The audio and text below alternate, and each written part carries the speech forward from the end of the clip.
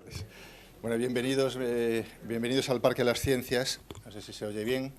Bien, yo soy Ernesto Páramo, el director del museo. Lo único que quiero es primero darles la bienvenida, agradecerles que acudan a esta convocatoria y darle la palabra a la vicerrectora de investigación de la Universidad de Granada, que es el alma mater de este proyecto, además de ser miembro del Consejo Rector del Parque de las Ciencias. Pero quiero, además, nada más que 2 palabras más para darles las gracias a los profesionales de las ciencias de la salud que han asumido este reto de venir, de dejar su trabajo habitual, sus laboratorios, sus hospitales, su docencia, en fin, su actividad normal, para venir hoy aquí y ayudarnos a todos a comprender un poco mejor qué es esto de las ciencias de la salud, en este caso en el aparato digestivo. Muchísimas gracias de verdad por asumir este reto y bueno, esperamos seguir contando con vosotros y que la jornada sea de la satisfacción de todos ustedes. Vicerrectora. Vale, muchas gracias. Buenas tardes, bienvenidos a la primera sesión de este seminario que se denomina La Salud a Escena.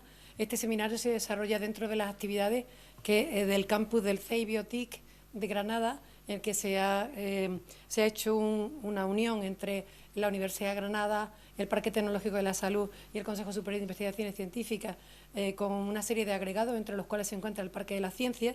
Se están llevando a cabo una serie de actividades y concretamente esta que hoy comenzamos es un seminario dentro de una iniciativa que se solicitó al Ministerio de Ciencia e Innovación, que es lo que hemos denominado GRADE.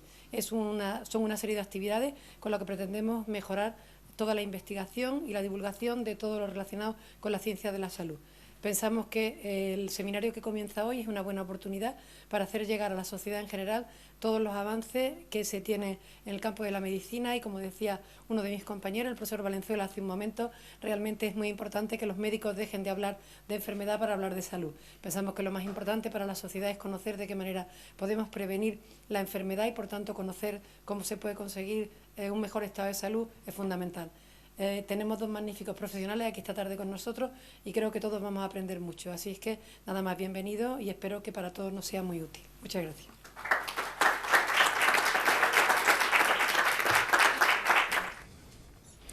Bueno, buenas tardes, bienvenidos a todos. Muchas gracias al Parque de las Ciencias y a la Universidad de Granada por permitirnos estar hoy aquí con todos ustedes. Es una aventura impresionante pretender hablar de aquello a lo que nos dedicamos durante 30 años en 30 minutos para gente que en principio parece que no nos va a entender con el lenguaje. Por eso hemos diseñado este seminario, hemos hecho un enorme esfuerzo los 2 ponentes para conseguir que esto sea una cosa entretenida, divertida y comprensible. Yo me llamo Manuel Valenzuela, soy profesor de Medicina en la Universidad de Granada y ahora también soy presidente de la Fundación Española del Aparato Digestivo. Eso me ocupa con una misión fundamental, que es difundir las cosas que tienen que ver con la salud a la población general española. Y tengo la suerte de contar conmigo con el profesor Rafael Martín Vivaldi. Es uno de los referentes en la gastroenterología nacional. Recientemente los médicos de aparato digestivo asociados en la Sociedad Andaluza de Patología Digestiva consideraron darle la medalla de oro de la sociedad, porque a lo largo de muchísimo tiempo ha marcado docencia, ha sido un innovador, introdujo la laparoscopia, nos enseñó a los que somos un poquito más jóvenes a manejar la endoscopia, nos enseñó a hacer trabajo y ha formado parte del equipo del Dream Team de la gastroenterología española. Por tanto, contar con él para mí no solo es una enorme satisfacción, pero también es el tributo de muchos años de amistad y de admiración. Vamos a empezar a hablar del aparato digestivo. Entonces, uno diría, bueno, ¿y esto del aparato digestivo qué es y para qué sirve? Lo primero que algunos de los alumnos del aula de mayores se encontraron sorprendidos es que el aparato digestivo es la parte del organismo que está en contacto con el medio ambiente y su función supone intimar de la manera máxima con el medio ambiente. La mayor intimidad no es hacer el amor, no. Hay mucha más intimidad en comerse una manzana, que estando fuera entra en nuestro organismo y forma parte de nosotros mismos. Ese proceso al que hemos dedicado una parte de nuestro organismo tan enorme como 300 metros cuadrados que ponemos en contacto íntimo con el ambiente. Ese es el tubo digestivo, tanto como una pista de tenis, y hoy que se está jugando Roland Garros y que cuando no hemos venido para acá andaba Nadal un poco achuchado, pues fijaros, 300 metros cuadrados de superficie de contacto para conseguir que el medio ambiente se incorpore a nosotros, fabrique elementos con los que constituir nuestro organismo. Y eso empieza por la boca, ¿no? Empieza por la boca, pero yo antes de seguir te quiero dar las gracias porque, como habrán visto ustedes, las palabras de presentación que me ha hecho son más fruto del cariño que me tiene que de la realidad. Es verdad que somos pioneros en muchas cosas, pero solamente es una cuestión de calendario. Es una cuestión de calendario que hemos tenido que empezar la endoscopia cuando no se hacía en el año 68. Comenzamos a finales del 68 con la endoscopia, prácticamente no se hacía en ningún sitio de Andalucía, pero no ha sido mérito nuestro, sino de que hemos tenido que ir a adaptarnos a los tiempos. Dicho esto, como dice el doctor Valenzuela, el aparato digestivo evidentemente empieza en la boca, aunque una parte de la boca no nos corresponde como especialistas. Y con lo que él ha dicho yo quería introducir que efectivamente el contacto con el medio ambiente, hay una idea de que el aparato digestivo, el tubo digestivo, el aparato digestivo es más complejo. El tubo digestivo es un tubo por donde entra la comida, se dirige, no, es un tubo, es un órgano muy complejo, un órgano, como él ha dicho, muy complejo en el que se hacen una serie de funciones, como es que cuando tomamos alimentos, comidas que no son nuestras, sea capaz de incorporarlo el organismo a nuestra propia estructura, a nuestras propias proteínas. Tiene mucha importancia en la inmunidad, el órgano fundamental en la inmunidad. Como órgano endocrino produce más hormonas que probablemente el resto de los órganos endocrinos del organismo. Y dicho esto, yo creo que sí, que debemos de empezar. Sí, y una cosa, ahora que tenemos aquí algún anatomista. Tenemos aquí a los anatómicos que nos van a poner. Más neuronas en el tubo digestivo que en el cerebro. Eso es el sistema nervioso entérico es mucho más que un sitio donde salen órdenes para mover el intestino. Está perfectamente relacionado. Es tan importante que y tan unido el cerebro consciente del tubo digestivo que cuando algo no nos gusta decimos que no lo tragamos. A ese no lo puedo tragar. En cambio, algo que nos gusta mucho dice, eso está para comérselo, por algo será. Si nos pueden poner nuestra presentación. Habrá que apagar la luz.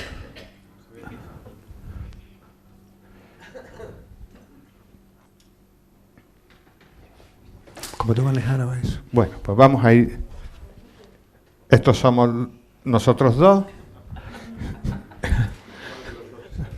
Bueno, el alto es él y el bajo soy yo. Más o menos somos iguales.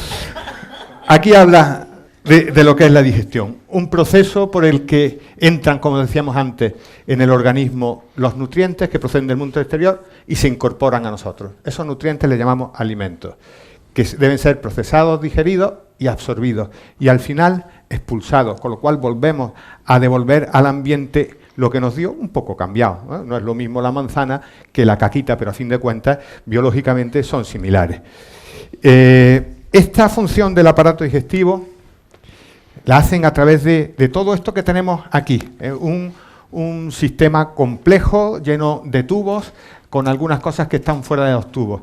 Un tubo que mide desde el esófago hasta el estómago. ¿Cuánto mide cuando tú haces la endoscopia? Bueno, el esófago, el estómago, desde los dientes hasta donde empieza el estómago anda por los 35 centímetros, teniendo en cuenta que hay que quitarlo de la boca y la faringe, pues viene a tener unos 25-30 centímetros el esófago. ¿Y en gasol cuánto medirá eso? En gasol debe ser más grande. Debe ser más grande.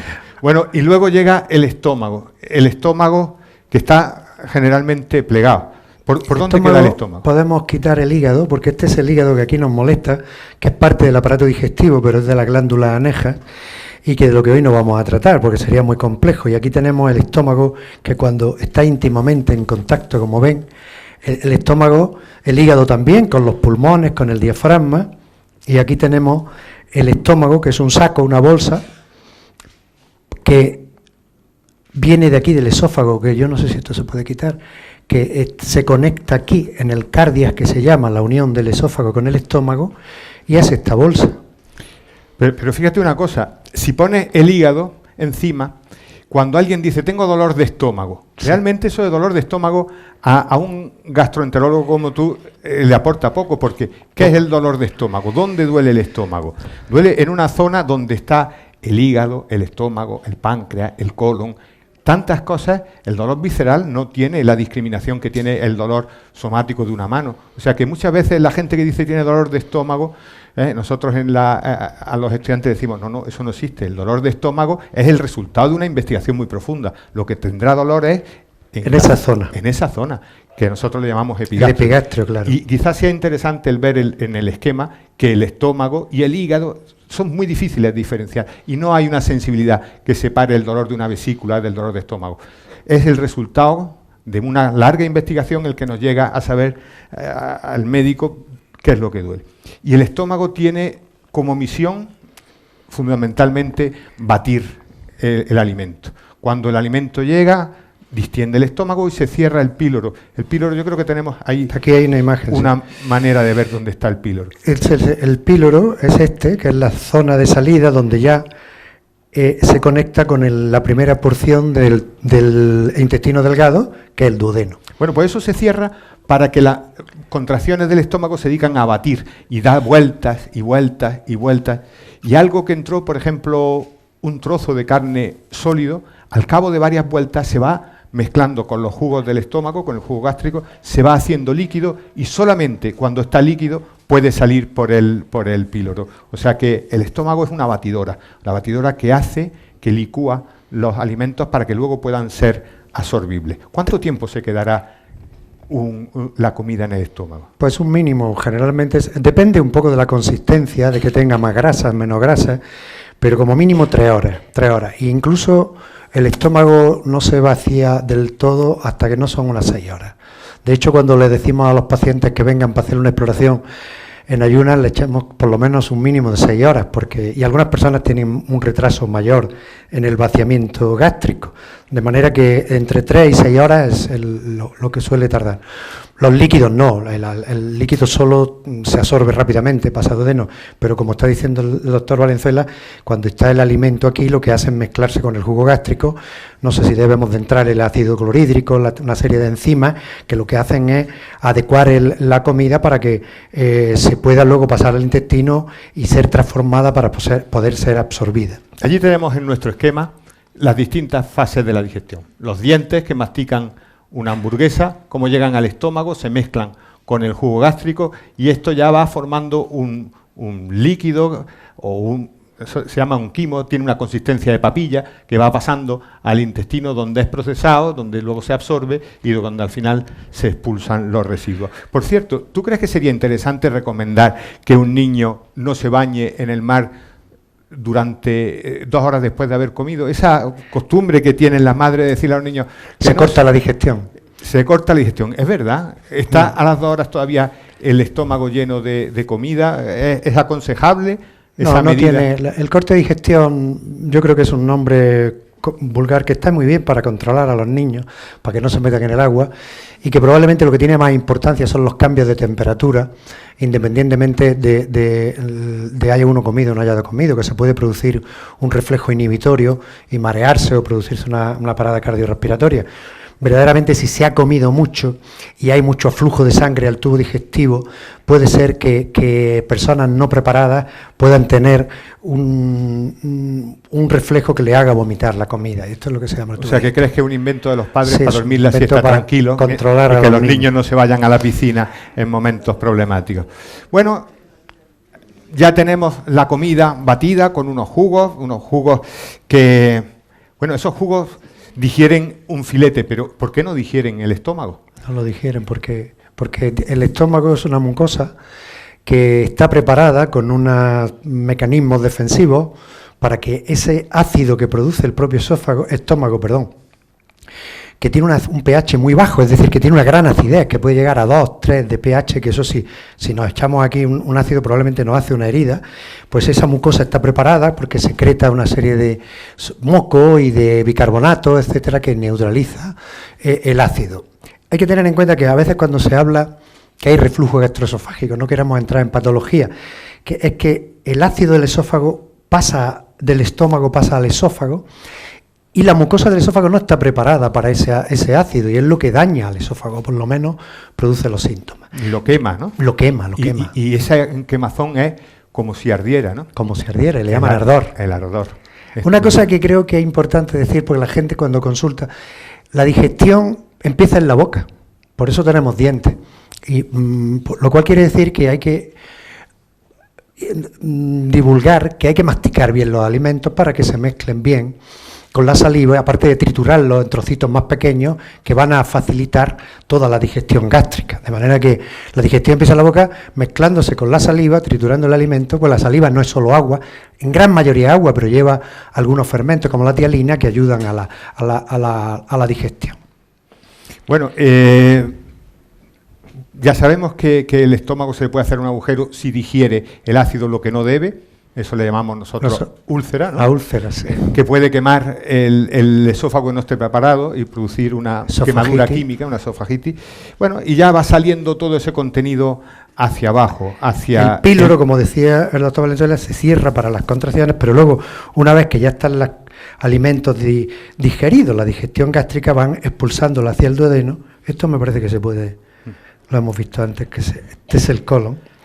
Y este es el paquete del intestino delgado, pero conviene ver aquí que este es el inicio del duodeno, que es la primera porción del intestino delgado, que es de unos 12 o 14 centímetros, y en donde empieza... 12 dedos, duodeno. Sí, duodeno, exactamente. Su propio nombre lo indica. A partir de ahí empieza ya... el intestino delgado.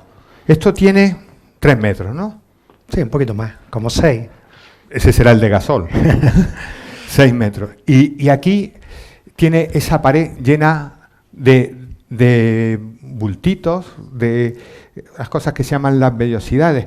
Y estábamos antes hablando de que quizás es interesante de saber la enorme complejidad que tiene esto de la pared intestinal.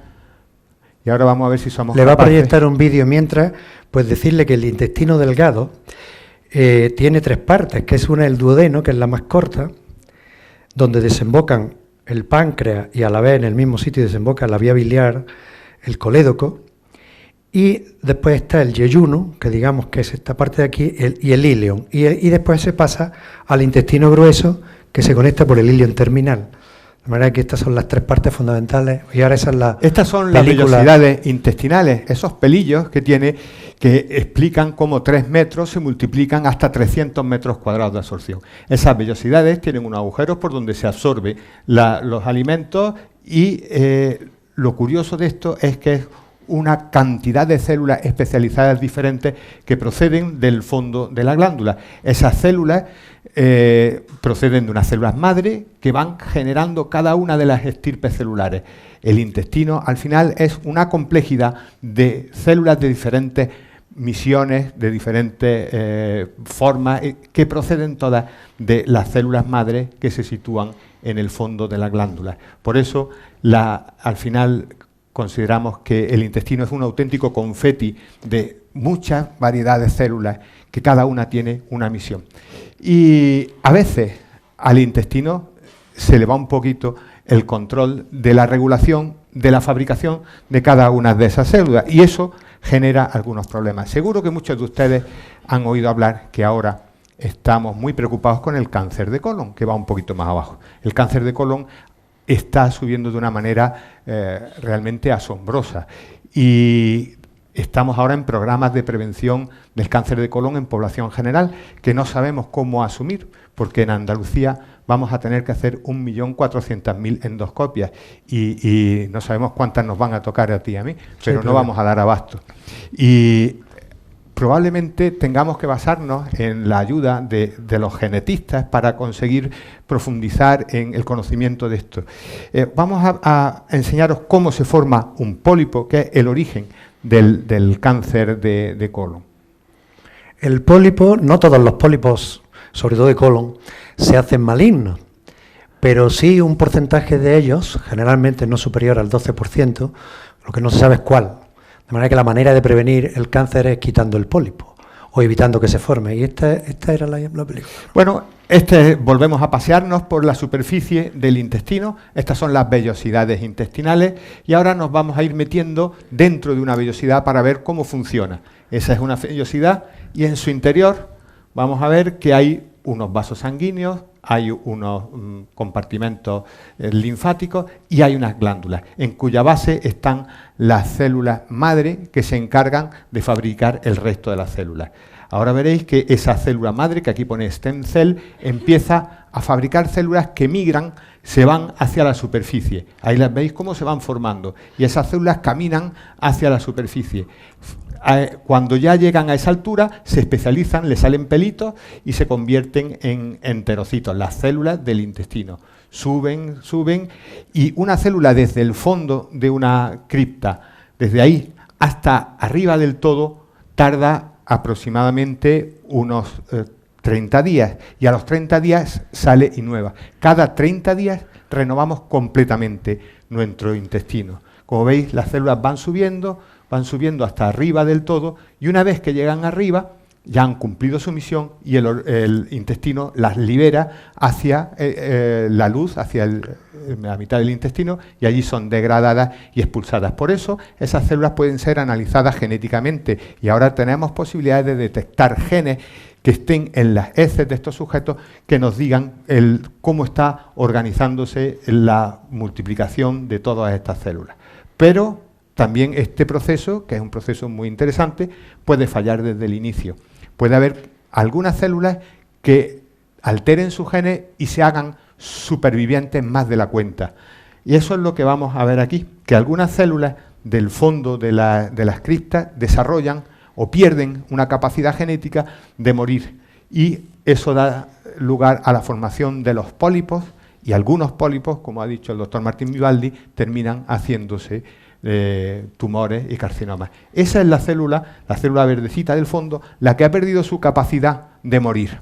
Se hace una célula eterna, sobrevive más de la cuenta y eso genera un problema de espacio. Cuando llegan al final y no mueren, ¿qué pasa en este compartimento que sigue proliferando? Pues que se tiene que plegar.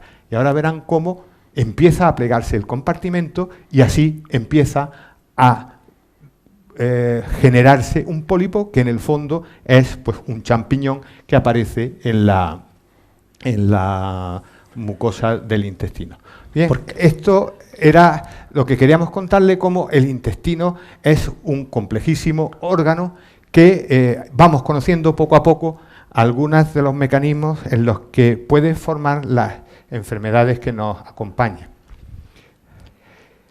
El intestino delgado, que era donde estábamos, tiene, como ya habíamos dicho y como dije al principio, la función fundamental es la absortiva, es modificar los alimentos para que puedan absorberse y poder incorporarlos a nuestro propio organismo como parte de nuestros propios tejidos.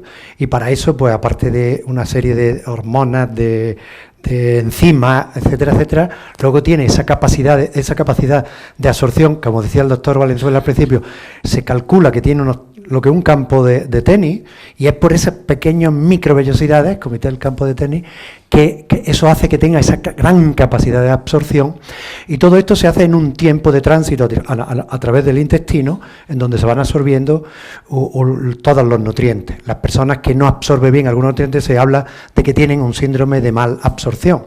Generalmente puede ser de un solo tipo de alimento o puede ser de algunos otros. Ahora vamos a pasar la multiplicidad de células. Sí, otra cosa interesante es la capacidad que tiene que absorber. O sea, al intestino llegan aproximadamente unos 7 litros de líquido al día, entre lo que se bebe y lo que fabrica de jugos intestinales. y en las heces se expulsan solamente 150 centímetros cúbicos. O sea que la capacidad de absorción, la eficacia de este sistema es superior al 95%. Eso funciona muy bien. A veces llega una bacteria, se pone en una célula intestinal, altera la cuestión y nos produce la diarrea. Y ahora estábamos viendo que algunas células, algunas bacterias hacen que la célula intestinal, en vez de absorber, segregue. De todas maneras, las bacterias en el tubo digestivo tenemos, sobre todo en el colon. Antes hablábamos de células nerviosas en el intestino, pero en el tubo digestivo hay más gérmenes que células tenemos en el organismo, por encima de 10 billones de gérmenes, con los cuales tenemos que convivir y son imprescindibles para la salud, para la inmunidad, y por eso hablaba el doctor Valenzuela que el tubo digestivo es lo que pone en contacto el medio ambiente con nuestro medio interno. De manera que esas bacterias son importantísimas para la digestión, para la inmunidad, etcétera, etcétera. Pero claro, cuando son bacterias patógenas y en zonas donde no deben de estar, se producen... Bueno, ese concepto es alucinante. Como que somos bacterias, o sea, muchas más bacterias. Más bacterias que células. Muchísimas más. Si nos analizáramos en función de, nos viéramos de otra manera, seríamos una bacteria con alguna celulita que convive con nosotros. Eso es sorprendente. Un poco prosaico es que el peso seco de las heces, el 70-75% son gérmenes, son bacterias. El peso seco de las heces. Qué barbaridad. Bueno, decíamos antes que se absorbe el 90% del líquido, mucho líquido de esto se reutiliza para la siguiente digestión, se suben los nutrientes, se incorporan a nuestro organismo y poco a poco todo eso va llegando al colon. ¿Por qué llamamos el intestino grueso? ¿Realmente es tan grueso? Porque de un calibre superior al intestino delgado, Y aquí este es el inicio del colon a través de lo que se llama el ilion terminal. Y aquí en la parte primera del colon, que se llama el ciego, está el apéndice vermiforme, el apéndice cecal, que es que este maniquí lo tiene patológico, lo tiene retrocecal, lo tiene aquí en la parte, que es un órgano atávico ahí que no se sabe bien su función, pero probablemente también tiene que ver mucho con la inmunidad. Y con que los cirujanos tengan algo que hacer, claro. Que también está ahí para que los cirujanos operen. Desgraciadamente los cirujanos tienen mucho trabajo. Los estamos dejando sin trabajo últimamente con las medicinas y con la genética y tal. Tendremos que dejarles por menos el apéndice, ¿no? Bueno, yo creo que podemos empezar a navegar. ¿Qué les parece si todo ese recorrido lo hacemos de verdad? Y les vamos a invitar a un viaje alucinante. Nos vamos a meter en este cacharrito. Eso es alucinante también. Ese es una de los avances de la, ya muchos lo conocen. Tecnología. Esta es la cápsula endoscópica. La cápsula endoscópica es un dispositivo que en este caso, que es la nueva cápsula endoscópica de colon, tiene 2 cámaras de televisión.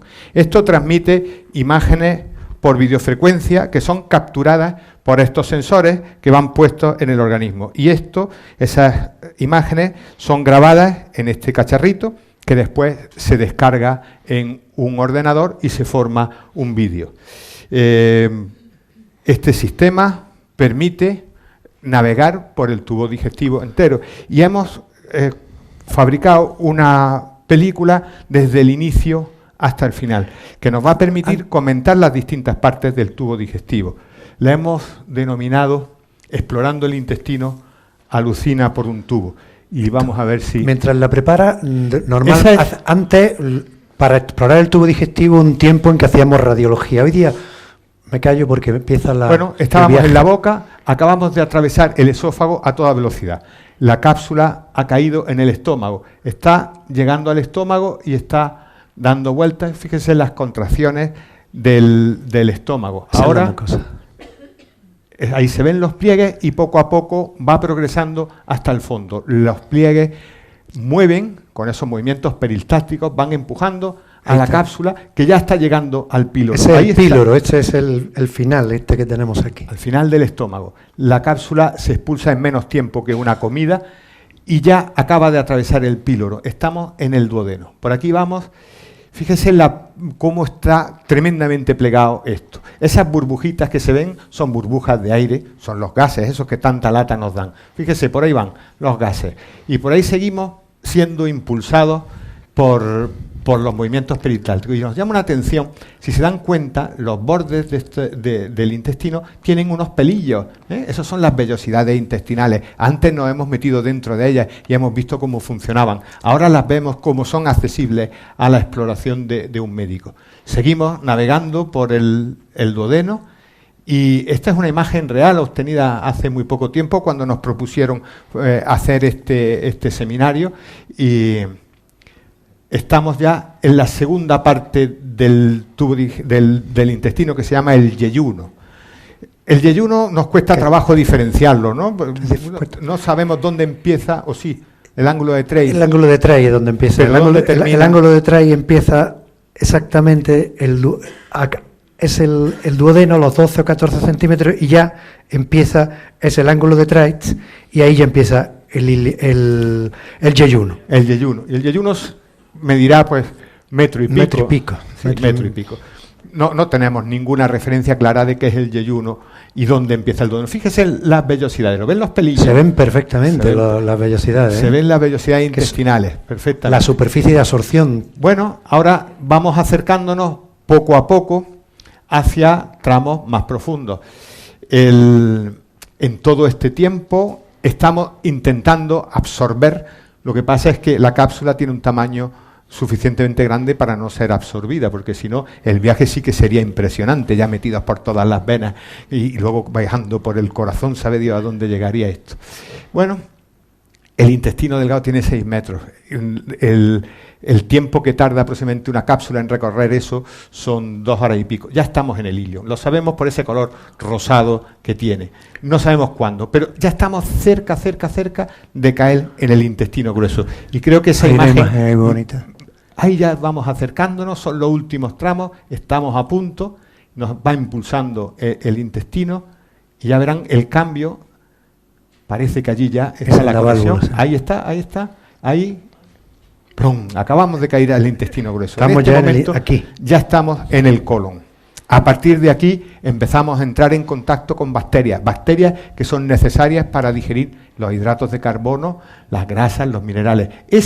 Ahí se ve una cosa muy grande, es la válvula ileocecal por donde acabamos de salir.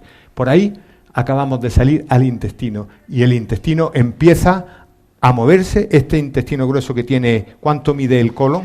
Pues 1,5 metros. 1,5 metros aproximadamente, 1,3 m. No. Hay personas que lo tienen un poco más largo. Estamos subiendo por el colon derecho, estamos a punto de tomar... Colon derecho, que es este. El ángulo hepático del colon, donde enfilaremos una autopista que se llama colon transverso. Estamos en ese momento. Aquí, fíjense cómo cambia de curvatura de un lado a otro, y aquí ya, después de esta curva, entraremos en el colon transverso. Esta es la vasculatura, ahí ya lo tenemos, y empezará. El colon transverso tiene una sección triangular, y eso nos orienta mucho cuando hacemos la endoscopia, fíjense a la velocidad que estamos pasando las distintas austras, que así se llaman cada una de estas secciones que tiene el intestino. De vez en cuando volvemos hacia atrás. Hace poco comentaba que la cápsula a veces llega hasta el fondo, hasta las hemorroides, y sube otra vez hasta el ángulo hepático y vuelve y sube, y eso nos viene muy bien porque nos permite explorar 4 o 5 veces. Ahora hay una imagen ahí que se va a ver muy bien al final. Como se ve, hay líquido mezclado con las burbujas de líquido, gas y la actividad motora que nos está impulsando constantemente. A veces son como rodillos que se van uniendo unos con otros para empujar. Ahí se ve un divertículo, un pequeño agujerito. Bueno, hay que estar un poco acostumbrado para verlo. Y ya estamos muy cerca del colon descendente que nos va a llevar al recto. En esta zona del colon se absorbe agua. Cada vez nos acompaña menos agua que ha sido absorbida. Y ahora vamos a llegar, en el último tramo, al recto. Y nos queda solamente, ya estamos en el recto, hay agua, hay restos, y un poquito más y nos vamos fuera. Se va a ver. Estamos empujando. Está empujando. Ya está casi. Bueno, vamos a empujar un poquito más, ya casi. No, a veces cuesta, si no, que nos cuenten la experiencia. El último momento. Y ahí, ya sé. El ano visto por dentro. Esto es el retrete ya. Es el retrete blanco. Bueno, hemos recorrido el intestino y nos hemos incorporado al medio ambiente. Hemos hecho un viaje alucinante y creo que ahora nos queda... El colon, que quizás, por decir unas palabras, el colon que hemos hablado que tiene bacterias, que tienen mucho que ver con la fermentación de sustancias, con la inmunidad.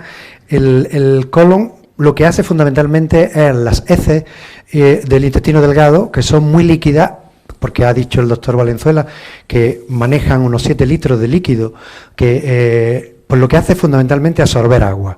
Los movimientos del colon, sobre todo el colon derecho, son muy lentos. Ahí es donde se absorben, se fermentan, y posteriormente ya, una vez que se le ha quitado la mayoría del agua, van pasando por el descendente. Este es el sigma, cuando hablamos mucho de los divertículos de sigma o diverticulitis sigmoidea, y esto es más rápida la evolución por aquí, dependiendo de la variabilidad fisiológica de la defecación, pues se considera normal defecar cada 48 horas o defecar 3 veces al día. No hay una... Los conceptos de estreñimiento, diarrea son otros que no vamos a entrar aquí, pero quería decir eso, que el colon, la función fundamental es esto, porque además el hígado y el páncreas, el hígado de una persona normal produce de líquido al día 1 litro 300, 1 litro 500, que también lo tiene que manejar, que sirve para muchas cosas, y el páncreas casi 3 litros, de manera que es muy importante la función del tubo digestivo, no solamente sino la absorción, la digestión, y luego cómo el colon se encarga de las heces líquidas, hacerlas más sólidas. Bueno, pero el líquido el que produce, que se llama la bilis, sí, que se acumula aquí en una vesícula, es fundamental para que se digieran las grasas. Muy importante. Y para que se absorban las grasas. Si no tuviéramos hígado, no podríamos... No podríamos vivir. No podríamos vivir, ¿no? Ni podríamos manejar las grasas. Bueno, y esto se quita y se pone uno nuevo. Y tenemos al doctor Martín Vivaldi, que ha formado parte del grupo de trasplante hepático. De su trabajo en Granada se consiguió montar la unidad de trasplante. Algo que parece que aquí lo manejamos en un muñeco. Él y su equipo han conseguido manejar y cambiar una pieza que estaba rota y sí, poner una pieza nueva. Esto parece como cuando llevas el coche y a que te cambien el embrague. Sí, no es lo mismo. Cuéntanos un poco esto del trasplante hepático, cómo surge. El trasplante hepático en realidad surge con unos trabajos de un médico americano, cirujano americano, que empezó en perros, y viendo que hay una serie de personas que el final de muchas causas de enfermedad hepática es la cirrosis hepática. La cirrosis hepática, que tener cirrosis hepática no significa que uno se muere. Cirrosis hepática, mientras está compensada, no hay problema. El problema es cuando ya se produce alteraciones de la función, hipertensión portal y todas sus complicaciones, pues se le ocurrió empezar a cambiar el hígado, y después de conseguirse unos fármacos que impiden el rechazo, ya se estaba haciendo trasplante renal, pues el hígado se puede quitar y poner un hígado de una persona sana, y los resultados son excelentes. De hecho, la supervivencia media de un paciente trasplantado de hígado puede ser superior a 15 años. Y la verdad es que es una cosa apasionante, y los que nos hemos dedicado mucho dentro del aparato digestivo a la patología hepática, pues fue una ilusión cuando pacientes que ya veíamos con un final seguro, pues cambiándole el hígado, que esto también hay que tener en cuenta que es un proceso médico-quirúrgico muy complejo, que ni empieza ni termina con la compleja operación que los cirujanos hacen maravillosamente, pero y posteriormente pues hay que poner unos fármacos para que el hígado de otra persona no se rechace, porque el organismo reconoce como un cuerpo extraño y trata de eliminarlo. El problema es que hay más gente que necesita un hígado que donantes. Es una cosa para animarle a que, si pueden, se hagan donantes. ¿Y se pueden cambiar todas las piezas? O sea, el organismo es como el organismo muñeco. Mucho, pues se cambia el corazón, se puede cambian los pulmones, esto. El intestino se está cambiando. Qué barbaridad. Se cambia el hígado, los riñones, por supuesto, verdaderamente.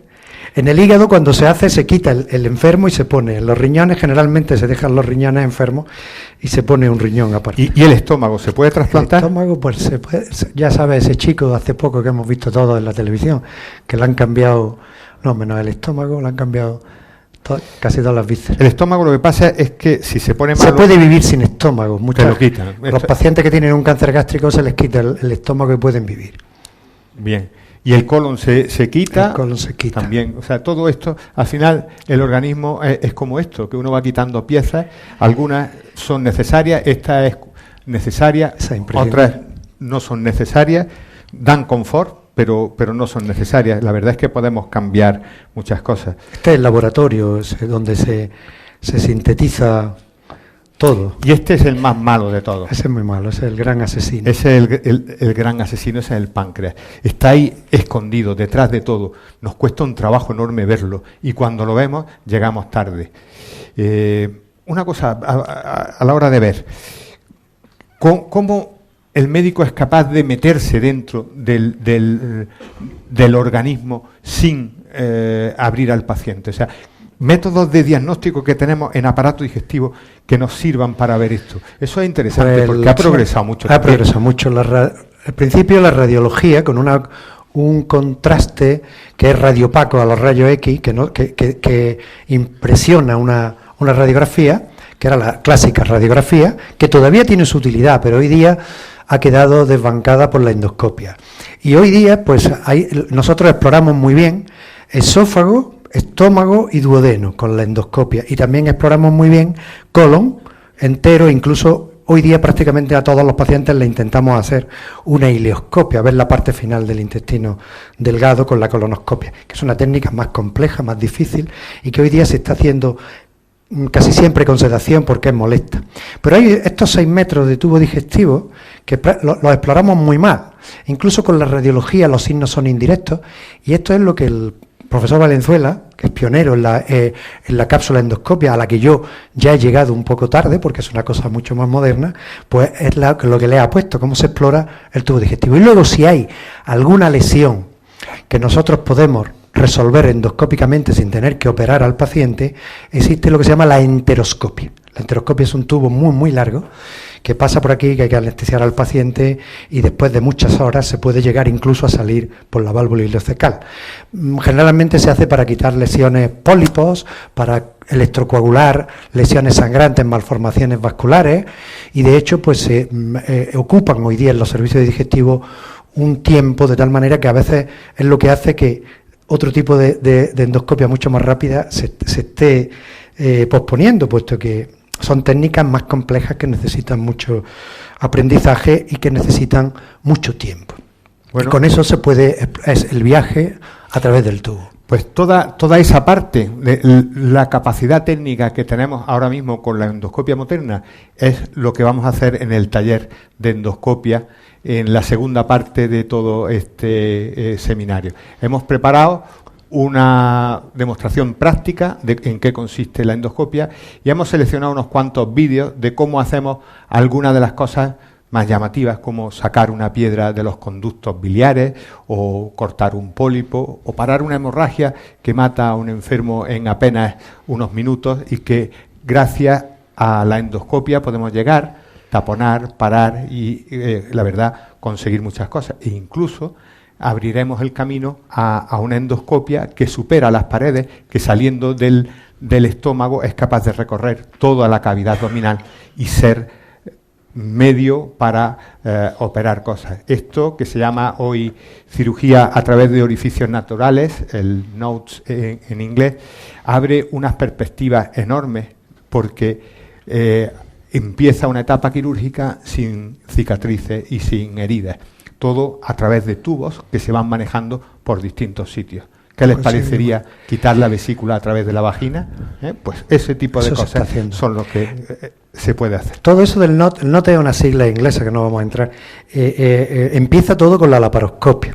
La laparoscopia, que empezó siendo la laparoscopia diagnóstica, en la que nosotros también fuimos pioneros, y que hoy día diagnóstica ha perdido mucho por la técnicas estas endoscópicas y la ecografía, la resonancia magnética, el TAC, se hace mucho menos, pero ha tenido una labor de diagnóstico de las enfermedades intraabdominales tremenda. Hoy día se usan los cirujanos para operar, que es hacer unos agujeritos con unos aparatitos y mirando en una pantalla de televisión, en vez de meter las manos y abrir la barriga, se separa la cavidad abdominal de lo que son las vísceras con un gas y se meten esto se opera. Y ya el NOT es operar o bien por el ombligo o bien a través del estómago, haciendo un agujero en el estómago y pasando a la cavidad abdominal, a la cavidad peritoneal, o bien, como ha dicho el doctor Valenzuela, incluso por la vagina, que se están haciendo. Está todo todavía muy experimental y hay detractores y bueno, pero eso es un tema que no nos, pero en fin, se llegará. Cada técnica nueva cuando ha llegado nos ha horrorizado y nos ha escandalizado, y al poco tiempo la hemos aceptado y hemos tenido que aprenderla.